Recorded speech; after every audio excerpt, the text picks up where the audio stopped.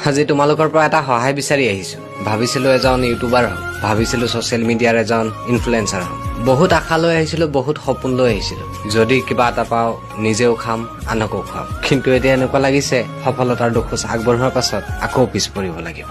নাজানো কাৰ মনত কি দুখ দিলো, কাৰ মনত কি আঘাত দিলো। নাজানো কোনে কিমান মানুহক বেয়া পালে বৰবাদ কৰিব বিচাৰে, কাৰোবাক ধ্বংস কৰিব বিচাৰে। ৩-৪ বছৰে কষ্ট কৰাৰ পাছত বিনা পইচাত একেৰাহে ৩-৪ ঘণ্টাকৈ ডেইলি কাম কৰাৰ পাছত আজি সফলতাৰ দুখোজ আগবাঢ়িছিলো। কোনে কিয় বেয়া পাইছে, কোনে কিয় জ্বলিছে মই সেইটো ধৰিব পৰা নাই। কিন্তু ইহঁতে মোৰ আইডিত ভালকৈ ৰিপৰ্ট মাৰিছে।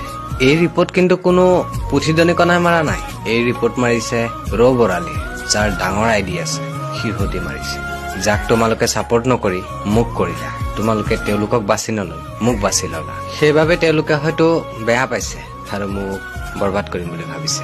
ব্লুটিক নাথাকিলে হয়তো ইমান দিনে আইডি ছাছপেণ্ডে হৈ গ'ল হয়। তোমালোকক এটা অনুৰোধ কৰো, এই ভিডিঅ'টোত লাইক, কমেণ্ট, শ্বেয়াৰ আৰু বেছি বেছি কপি লিংক কৰা, যাতে এলগৰিথমে বুজি পায় এই ক্ৰিয়েটৰজন কোনো বেয়া ক্ৰিয়েটৰ নহয়। মই বিশেষ একো নকওঁ, তোমালোকে যদি বিচাৰা মই তোমালোকৰ সৈতে থাকিব লাগে, এনেদৰে ভাল ভাল ভিডিঅ' বনাব লাগে, তেতিয়াহ'লে তুমি ছাপোৰ্ট কৰা, আৰু নহ'লে তুমিও ৰিপৰ্ট মাৰা। বাকী ছাপোৰ্ট কৰা সকলক ধন্যবাদ, যিসকলে ৰিপৰ্ট মাৰিছে তেওঁকো ধন্যবাদ।